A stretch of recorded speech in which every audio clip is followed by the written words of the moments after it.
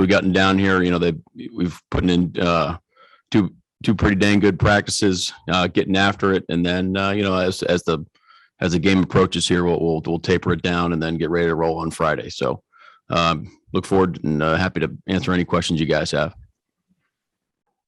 All right, first question will go with Anthony Dasher from UGA Sports. Go ahead, Anthony.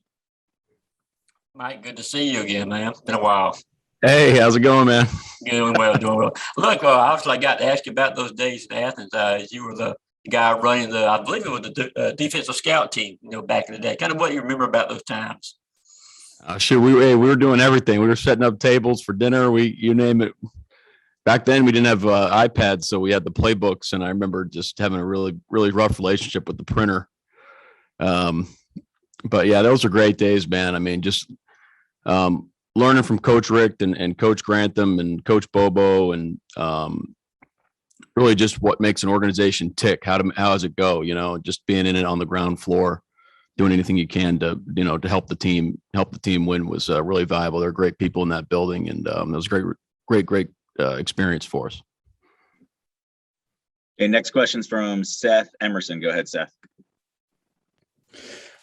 Mike, on that vein, I guess when your Georgia days were over, can you, talk about briefly, I guess you were thinking about getting out of the business, but then you got the right connection, and how important that was to put you to where you are now.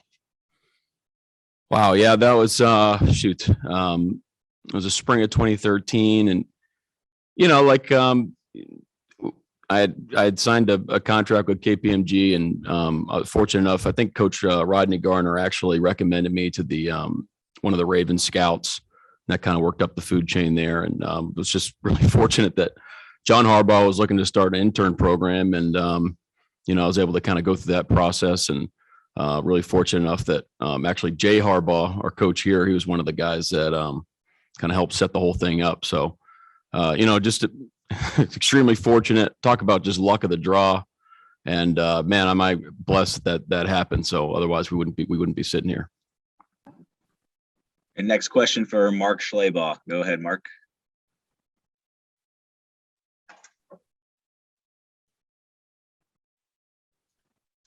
There, Mark.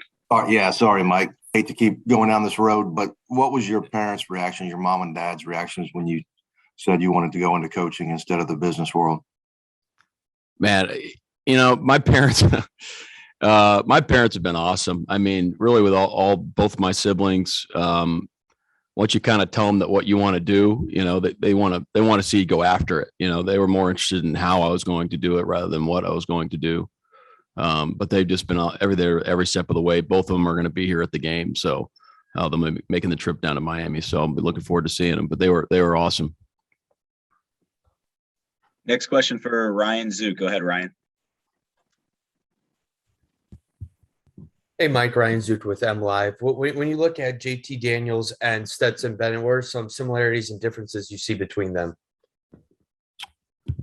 Oh, shoot. I mean, both have both have great command of the offense, and how the offense is set up. They're very similar to our football team. They play complementary football. They know where to go with the ball. The system is really complementary. They really make you defend the entire width of the field. And then with their play action on first, second down game, they can get the ball to their guys who, don't lack speed, at any position, and get it to them really any part of the field. So they both do a great job. Stetson, he's probably a little bit more willing to take off when the play breaks down. But other than that, they're both really good players. Okay, next question for Andrea Adelson. Go ahead, Andrea. Hi. With the way that David and Aiden have played for you guys this year, it feels like they have a special chemistry, and I'm wondering how you were able to see that develop either through the off season or through the course of this season. Yeah, that's a great question. Aiden has had the same approach since probably since he's been here, definitely the year that I've seen him. And then, to see David's growth over the year that, since I've known him, it's been really impressive, and it's a tribute to him.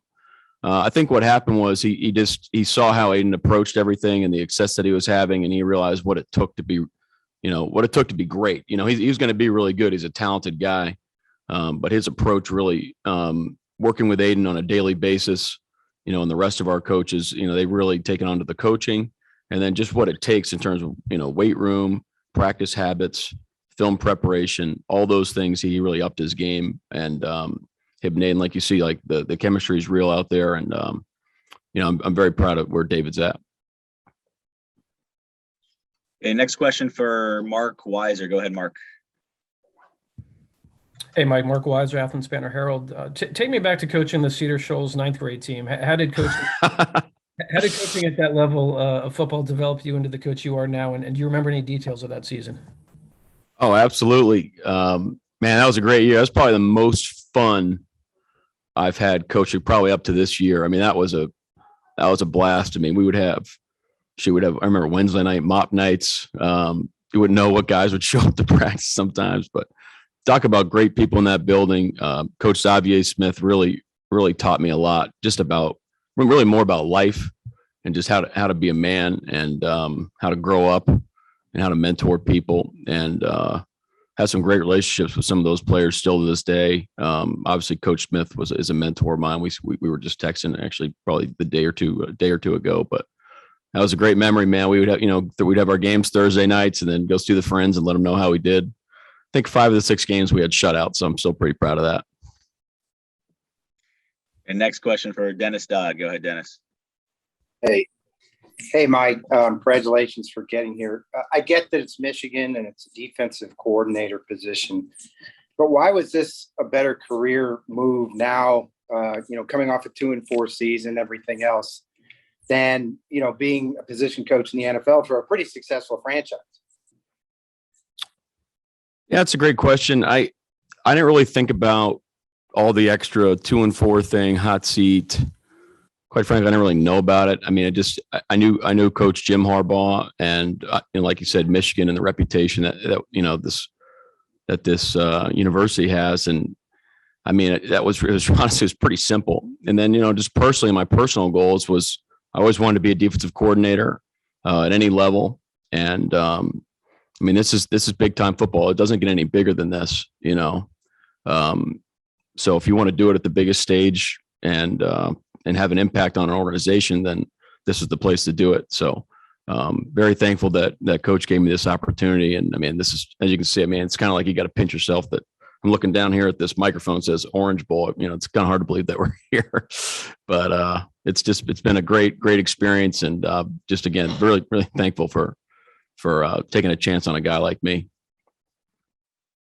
Next question for Zach Shaw. Go ahead, Zach. Mike, you guys have faced some pretty good receivers. I don't know if you faced a tight end like Brock Bowers. What makes him such a tough cover, and where do you think this defense is in terms of being ready for a tight end like that? Yeah, Brock is a heck of a player, man. He is really dynamic. I mean, the thing that they do with him is he really plays every position. He'll play the Z, the Y, the X, the move guy, the down guy. They'll give it to him on reverses, screens. I mean, it's pretty impressive, and tribute to their coaching staff for putting him in positions to affect the game. The difference between a tight end and a receiver is that the receiver, you can build some things where to find him, where he's at, and try to get, multiple guys on him. Tight end, it's a little bit more difficult. I guess it's just not the same, if that makes sense. But he's a heck of a player. I think the first thing you have to have is an awareness on where he's at. And if he's out of place, you have to understand that. And then just understand the things that he likes to do from certain positions. So we can help, try to slow him down as best as we can. But, they got great skill guys all across the board.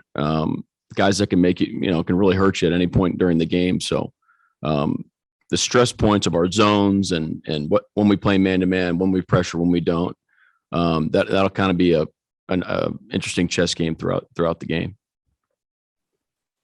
Okay, next question for Steve Hummer. Go ahead, Steve.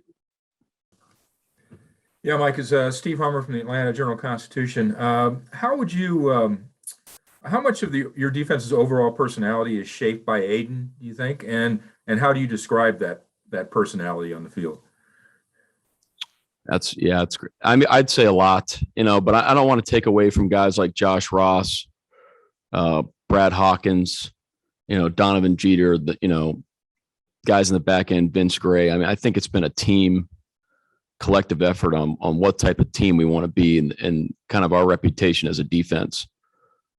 People say you take the, personality of your coach. I'm more subscribed to the theory they take the personalities of your leaders. And just when everybody decides that they want to do it a certain way, that's a powerful thing. And then we have the right guys, kind of spearhead that charge. How I describe it, we want to be 11 guys playing for one another. That's a powerful thing when you play for the guy next to you. And we want to have shocking effort when you watch the tape. We want teams to watch tapes on Sunday mornings and know they're in for a 60-minute battle. But just, proud of Aiden, man. I mean, he's definitely the guy that spearheads that type of personality. And next question for Aaron McMahon. Go ahead, Aaron. Mike, whether it was the speed with which you and the staff kind of connected with the guys this year, maybe some of the wins or the Big Ten championship, what has surprised you most this year about the success you guys have been able to have? That's a great question. Really, it went by so fast. Like you said, Aaron, I mean, we were here, we were in spring ball, we were rolling, we were in summer work. We went to training camp. There's the crazy June recruiting month that seemed like didn't even happen. Again, I mean, and it sounded like a broken record, but just, you walk in the first day and you're wide eyed, trying to there's a bunch of people everywhere. You don't know who's who, like trying to remember names and stuff.